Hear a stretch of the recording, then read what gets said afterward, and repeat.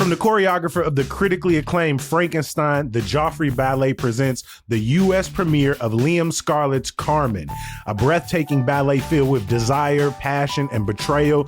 This adaptation of the famous opera pulsates with life and reveals the timeless tale of a woman who dares to live on her own terms.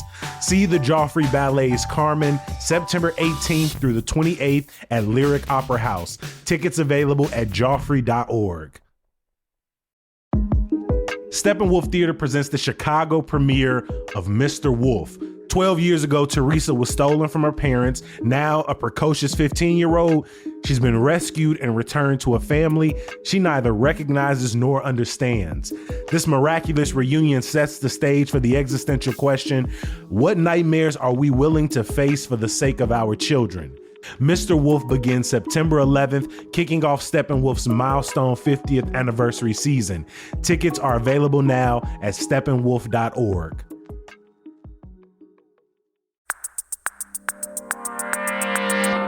Today on CityCast Chicago, we've gotten into how violent crime is tracked, talked about, and perceived in a city.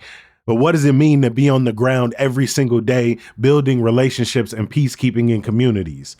Well, earlier this year, we met with the Peacekeeper to break down how they approach public safety in their neighborhoods. It's Thursday, September 11th. I'm Jacoby Cochran, and this is what Chicago's talking about.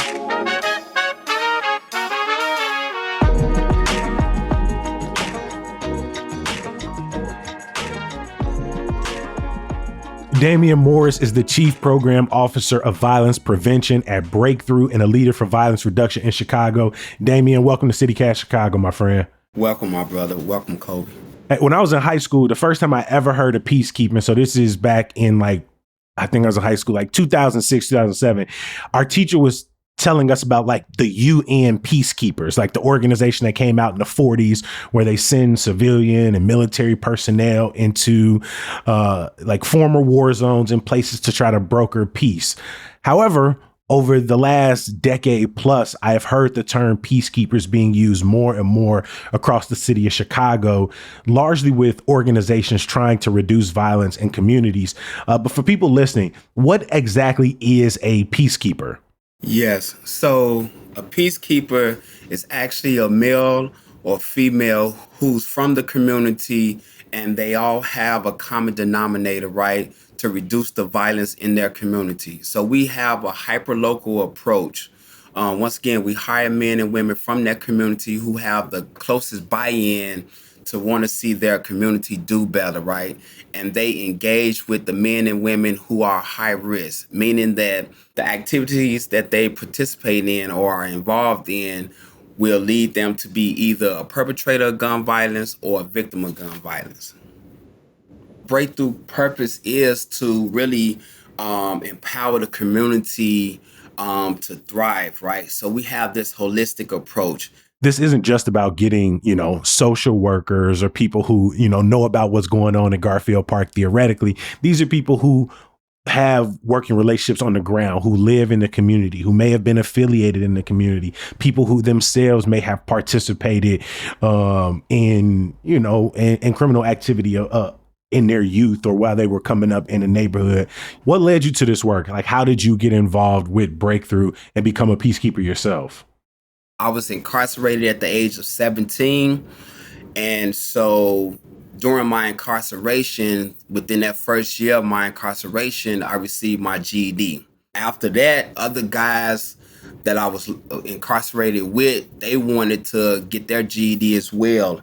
And so what I end up doing, I end up putting aside our differences, and we start tutoring each other and also getting each other prepared so that they could take the GED test and then also pass the GED test. So that really was the start of my social service idea, right? Or calling, And so once I got out, through the help of my family, kind of putting together resources, I came across Breakthrough, and I was referred to Breakthrough through their employment program. And so that was in 2008. And so I've been here 17 years now. Come on, man. Beautiful work. I want to go back to the story you were telling, because I think about I grew up in Auburn Gresham. And it feels like in some cases you are kind of birthed into the politics of your neighborhood, the rivalries of your neighborhood, regardless of what path you choose to go down or what path you find yourself going down. And I wonder, because you talk about putting your differences aside, was that moment where you all were tutoring each other, was that the first time in your life where you had experienced sort of, hey, we got shared goals. We may be on the opposite sides of things or from rival groups, but we got shared goals. We can work together, like through just talking and helping each other. There's like some conflict resolution here. Was that your first time ever kind of doing that with somebody who you may have been at odds with? Yes, and that was so funny because initially, even if you wasn't affiliated, just because you reside in a certain neighborhood, the assumption was Mm-hmm. already there, right? And so we formed a bond during this tutoring session, right? And it actually led to us to reduce the number of incidents, fighting incidents that we had on that gallery, right? I started filing grievances for the collective. So it wasn't just about me, it was about how collectively we was being mistreated and what we were required to have, right, have access to and things of that nature. And so I became that voice because I was able to write and read, right? And so I was able to be that spokesperson, but I also had the support of the collective as well. And so that really, yeah, that really opened up my eyes to this work, and I felt like, okay, I could really do this. Mm-hmm. Maybe the gaps between us isn't as large as we think. Maybe bridging this, working together, finding sort of like you said that shared identity, that shared purpose in one another can bring us together in a way that maybe none of us had ever thought about. I know that the work you do from day to day can change. Just through watching the documentary, I saw what it meant for you to comfort family members after a tragic shooting. I saw what it meant for you to come together as people memorialized. I watched you talk with your staff members who may have felt uncomfortable at a different point. But can you kind of give us a sense of what does being a peacekeeper look like day to day? Yes, so the average day of a peacekeeper is really unpredictable, but we try our best to have some sort of plan going into that day. So the average day is we discuss priority areas of conflict. We identify who's the best point person for those specific areas. And so we actually go to those sites, have we call meetings on a as needed basis. If we have a shooting incident, we rally and we support our victim advocates to make sure that we get them connected to the victims or the surviving victim's family, right, and provide services for them. We walk with them through that process. We also do house visits as well, and so our peacekeepers accompany our victim advocates to those homes. We also canvas as a team, and then also as each shift too. So we canvas at least 3 times a week, and then we also canvas as a collective at least once a week, right? Mm-hmm. And we hit certain parts of East Garfield Park with brochures, flyers, public education, explaining what it is that the organization does from a violence prevention lens, and also holistically as an entire organization. And we do Mm-hmm. pop-ups in areas. So we plan pop-ups and kind of like cookout events that we host for about 2 hours in a specific area that we have seen an uptick in violence, right? And so we use that to comfort the community and let them know that, hey, you have support, right? Just because an incident, a shooting incident took place or a homicide took place, you do have a team that's out, that's canvassing, that want to get to know you, that want to also let you know that they're here for you as well, and you do not have to, lock yourself inside your homes and and just worry about yourselves, right? So we do that. Any events that we may have, or any other organizations that may need support, or if we have balloon releases, visuals, right, death anniversaries, we want to make sure that we communicate with each other. We want to support. We also want to provide another extra sense of security as well for those who are mourning. But we also want to support them as well with the purchasing of balloons, flowers, whatever the case may be. So that's the average day of a peacekeeper.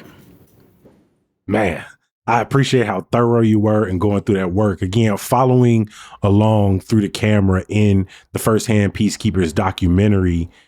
Early on in your episode, you had to respond to the shooting of Jason Daniels, a young man who I believe was the son of a colleague of yours who passed away in September of last year.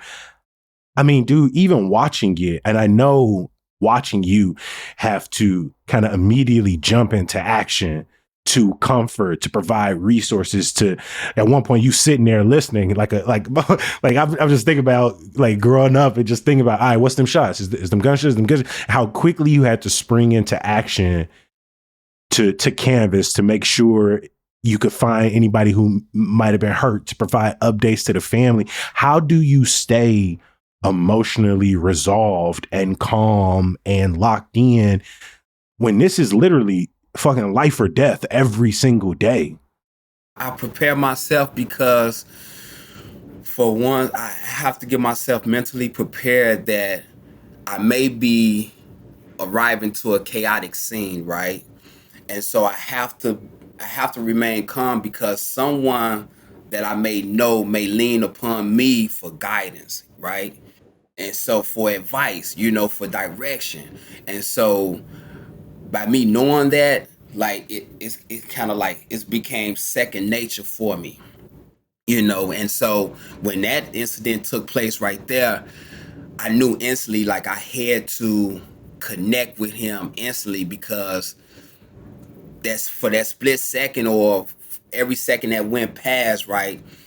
He's going to have that positive voice or that negative voice, pulling at him. The negative side is saying, hey, man, how you going to respond, right? Something just happened. How are you going to respond? The positive is, hey, hold on, take a breather. Let's plan this out, right? Let's really get yourself settled, right?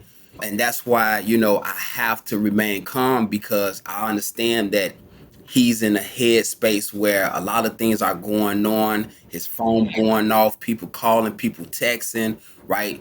People are trying to support him, whether it's in a negative or a positive manner, right? He got some type of support.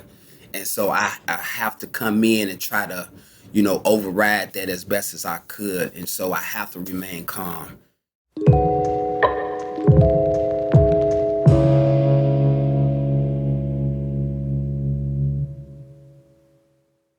If you're looking for a new career, I want you to pause for a second.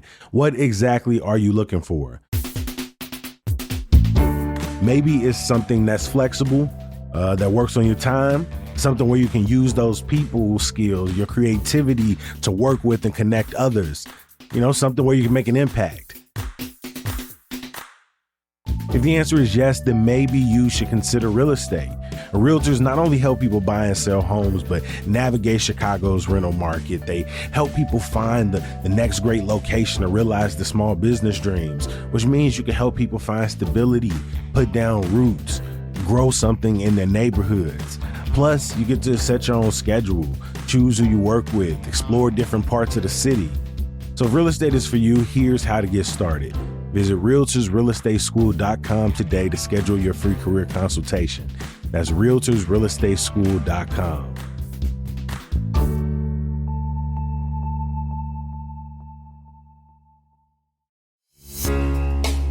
September is Childhood Cancer Awareness Month, and kidney cancer is one of the most common types of childhood cancer. The Kidney Cancer Association is committed to creating awareness and raising funds for research to find a cure through Chalk Your Walk. Basically, you chalk some art on the pavement, maybe in your driveway or on the sidewalk outside your apartment.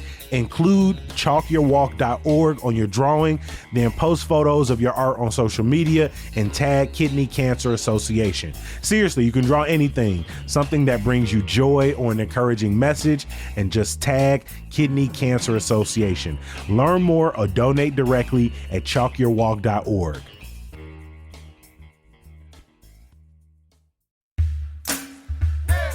Look, I know we all enjoying this mild September weather, and I know you don't want to talk about it, but winter is coming. So if you're tired of putting plastic up on your windows every single year, then maybe you should think about getting them replaced. Window Nation has some of the best replacement windows out there. Top quality, energy efficient, and all at a reasonable price. With a lifetime warranty on all the windows, Window Nation can help keep your home protected far beyond the next season. So this time next year, you can rest easy knowing your windows are one less thing to worry about. And if you buy now, you can save big, because if you buy 2 windows, you gonna get 2 for free. But you better hurry, this sale ends September 30th. Schedule a fast free estimate now with the pros at Window Nation. Call 866-90-NATION or head to windownation.com.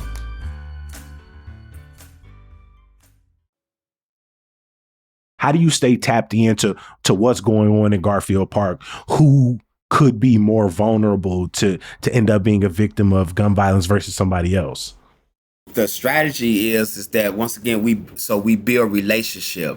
Back in 2017, I was a case manager and an outreach worker. So I just didn't want to stay in the office and welcome the high-risk individual when they come into my office. I wanted to canvas the community and build those relationships myself. And right now to this day, I still have those relationships now that I'm a chief program officer. So you can just think about that's at least 8 years of relationship building and investment that I have put into that engagement with those individuals. Our primary or our target population first is those men and women who have been justice involved, right? And they're now on the right track, right? They have that mentality that they want to do something different with their lives, right? And be a role model. And so they are the men and women who are outreach workers.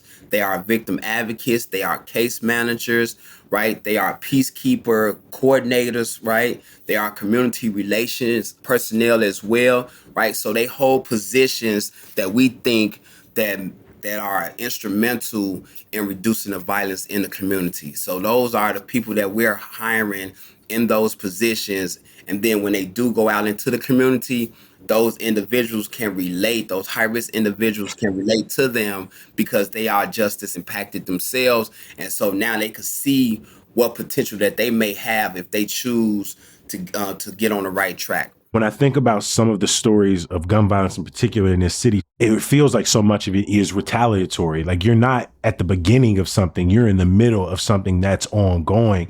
How do you intervene? Because I know for so many that moment feels like weakness if they don't retaliate, if they don't show up for their cousin or their brother or their family member. We try a couple of approaches. We try to definitely isolate them, so get them away from those negative influences, right? So change their location. We try to have an alternative conversation. We try to get them to focus on the consequences, right? We also try to state the obvious, right? Like, hey, this happened, right? Now, what do you think about if a retaliation happens?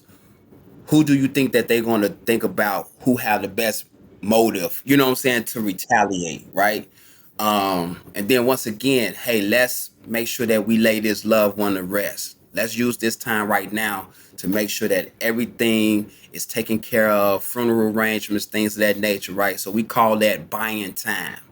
And then we also use constructive shadowing. So we stay with that person. We may not be able to be in the house with them, but I'm calling, I'm texting, my outreach workers are checking in on them as well, right? Anybody that we know that have that mindset that they want to keep them calm and keep them from retaliating, right? We want to surround them with those people, right?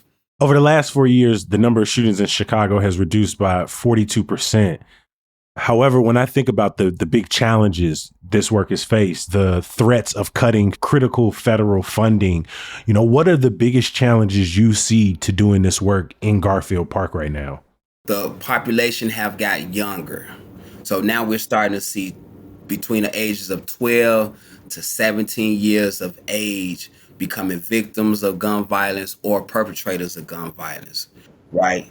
Most of our grants that we've been receiving funding for allows us to provide services for 18 plus, you know. And so now we just have to think about violence are trends too, right? So we have to think about now, hey, we need to lower our age range because this is what we're starting to see. Hence the news of the 13-year-old, right? The 16-year-old, you know, becoming victims of violence, right? So we need to lower that age range. So that's one challenge. Another challenge is that I would love to give a shout out to private donors, right? Because violence prevention was funded from private donors. I really tip my hat to them because they believed in us, believed in the potential that we have may have, right? And they funded that. We need consistent funding, and then we also need a comparable salary as well to CPD, to firefighters, right, and EMTs, right, because we're actually literally putting our life on the line to save others. We do not have no form of protection other than our credibility, right? And so I just think that we should be compensated, not the same salary. I understand that, but at least come close to it because we need job security. We need for it to be funded permanently, written into a bill so that it can be funded permanently so that we can have some assurance. What have you learned not only about your community through this work of peacekeeping, but what have you learned about Chicago as a whole? Even the high risk individuals, they have potential, they have talent, right? It's just that we have to have enough people to have the courage to engage with them and be passionate about wanting to engage and invest in them. And hopefully, what I'm saying, you can, transform their life, right? And I remember when I was a case manager and I had a participant, he was going to college. And so his family fell on hard times. They wanted him to come back and do what he do best, which is get money on the streets. So he left college, went back on the streets to provide. He ended up getting shot, and the rest is here. Right? He never went back to college, But guess what? I wouldn't have known that if I hadn't engaged with him. If I hadn't had the courage to walk up to him on the block, right? It was about 10 of them, introduce myself and kind of like pick his brain, right? You know what I'm saying? So they have potential, they have aspirations.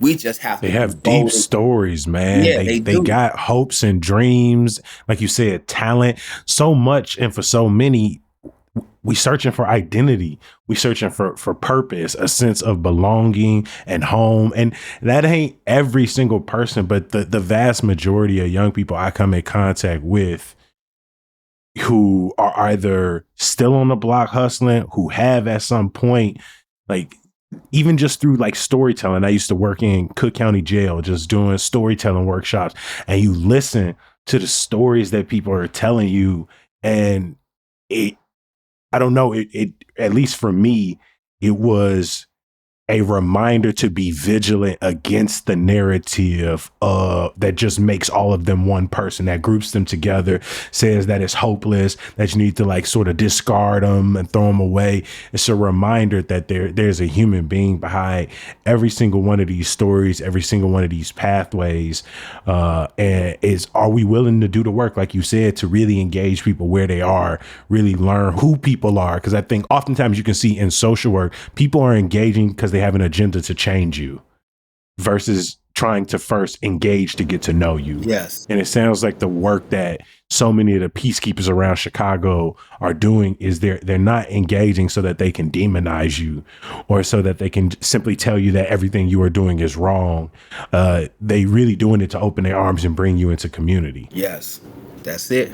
That's it. Mm-hmm. What do you hope those who watch and listen to your story take from it? Not only Chicago residents, but lawmakers. Please, I say, please reach out to us. If you're in the community, you're a little bit skeptical about being out there, putting yourself out there. Reach out to a community-based organization, partner up with them, get involved with them, and they can show you how to engage with the men and women in your community as well. To lawmakers, we need permanent funding. Please allocate a portion of whatever the funding is towards community violence intervention. It works. It's proven. We have the numbers to show that it's working, right? And then we also been collaborating too. All our organizations, we're collaborating with each other. So whether you're in East Garfield Park, West Garfield Park, Humboldt Park, Austin, North Lawndale, South Lawndale, on the south side of Chicago, up north, over east, right? We're all collaborating with each other because we just understand our youth, right? Like I said, violence is a trend. Our youth are either forming alliances or they're forming oppositions, right? And that can transfer from one community to the next community. And so we've been collaborating with each other so that we can stay aware of what's trending.